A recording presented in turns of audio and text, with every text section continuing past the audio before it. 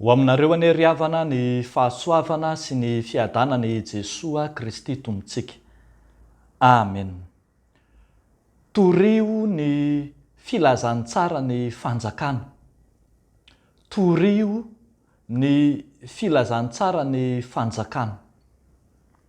Ao amin'ny filazantsara araka amin'ny Mateo toko 4, ny 17:20 hatramin'ny 5:20 no isintomantsika indray izany lesona izany amin'ity anio ity. Andeha vakiany zany amin'ny anaran'i Jesosy manao hoe: ary Jesosy nandeha eran'ny Galilia ka nampianatra teo amin'ny sinagogan'ny olona teo sy nitory ny filazantsara ny fanjakana ary nahasitrana ny aretina rehetra mba amin'ny rofy rehetra tamin'ny olona.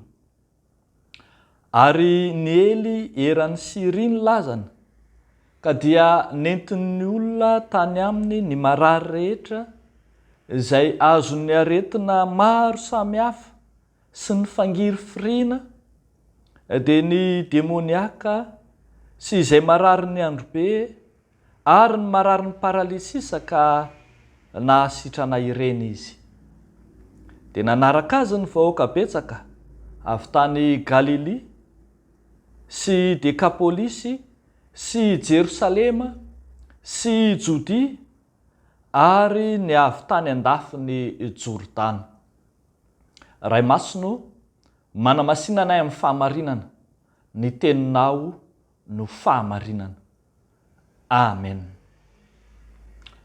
Fahombiazana izay raha no azo amtinana ny fanomboan'ny asa mesianika izay nataon'i Jesosy tetỳ ambonin'ny tany. Raha vantany vao nanomboka ny asany tokoa manko i Jesosy, raha ny fitantarana izay ataony Matio dia tany amin'ny faritra Galilia no nanomboka ny asany, raha toa kosa milaza ireo izay nataony tany Jerosalema sy Jodia ny filazantsara araka ny Jaona. Ity asa tany amin'ny faritra Galilia ity dia azo lazaina fa fahombiazana tanteraka. Fitinina amin'ny teny anankitelo ny asa nataon'i Jesosy eto, dia ny fampianarana, ny fitorinan'ny filazantsara ary ny fanasitranana. Hitantsika eo amin'ny 17:20 zany, nampianatra tao amin'ny sinagoga izy, nitory ny filazantsara ny fanjakana ary nahasitrana aretina maro. Dia tonga mahagaga teo mason'ny olona rehetra, na jiosy na jentilisa Jesosy tompo, raha nanomboka ny asany. Ary hitantsika fa ny herin'ny filazantsara ny fanjakana io nanosika ny olona izay nirohitra nanaraka an Jesosy io. Lay filazantsara adika ihany koa manao hoe filazana tsara na teny soa na teny soa mahafaly koa aza no indro zarain'i Jesosy ho an'ny mpiarabelona aminy, ho an'ireo mpiray tanindrazana taminy rehetra. Jesosy Kristy mitondra vaovao mahafaly ho an'ny mpiarabelona aminy, mampanantena azy ny fanjakana tena izy, ny fanjakana izay tsy ampitahaina amin'ny fanjakan'ny tany, fanjakana izay misy fiadanana sy fandriampahalemana, dia ny fanjakan'ny lanitra izany. Tena antom-pisian'i Jesosy tetỳ an-tany ny nitory io filazantsara ny fanjakana io. Azo ambara mihitsy zany fa ny fitoriana filazantsara nataon'i Jesosy tetỳ an-tany dia tsy inona tsy akory fa Andriamanitra nanao tafika masina tamin'ny alalan'i Jesosy Kristy zanany. Andriamanitra niantafika tamin'ny alalan'ny zanany ka dia indro ny tenan'i Jesosy manontolo mihitsy no filazany tsara velona, filazany tsara ny fanjakana izay toriana manerana izao tontolo izao. Tsy misy afa-tsy vaovao mahafaly ny momba an'io Jesosy io. Io Jesosy io mihitsy ilay teny soa mahafaly. Raha tsy aivina ny voambolana hoe teny soa mahafaly dia niainga tany Babilôna. Reo jiosy izay voababo tany Babilôna nitoriana ny teny fampanantenana, teny faminaniana ny amin'ny fanafahana dia neverina ho teny soa mahafaly ho azy ireo zany. Ary tahaka izany koa ny mpiandriondry tany an-tsaha dia nampandrenesina fa tonga ny Mesia dia noraisin'izy ireo ho teny soa mahafaly ho azy ireo zany.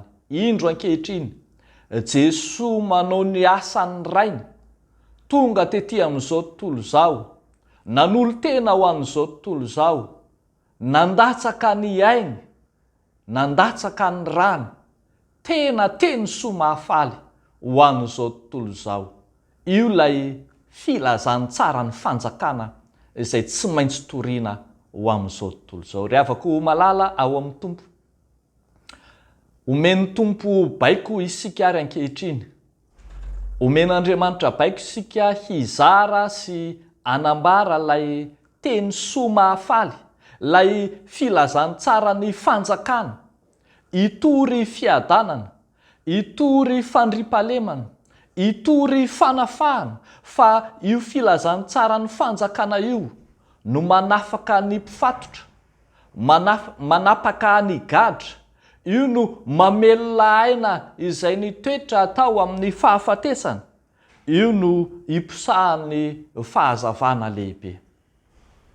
Antsona ny fiangonana ankehitriny eo anatrehan'ny fiarahamonina maizina, fiarahamonina feno fahalovana, fiarahamonina mitaraina fatratra mba hanazava, anambara io filazany tsara ny fanjakana io.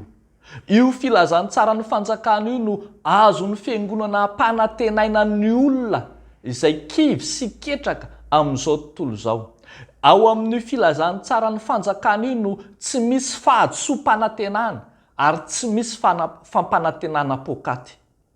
Ao amin'io filazany tsara ny fanjakana io no misy ny azo antoka indrindra ho amin'ny olona. Amin'izao andro iainantsika izao dia vanim-potoana mafapana amin'ny tontolo ara-politika ho an'ny Malagasy raha miatrika ny fifidianana izy.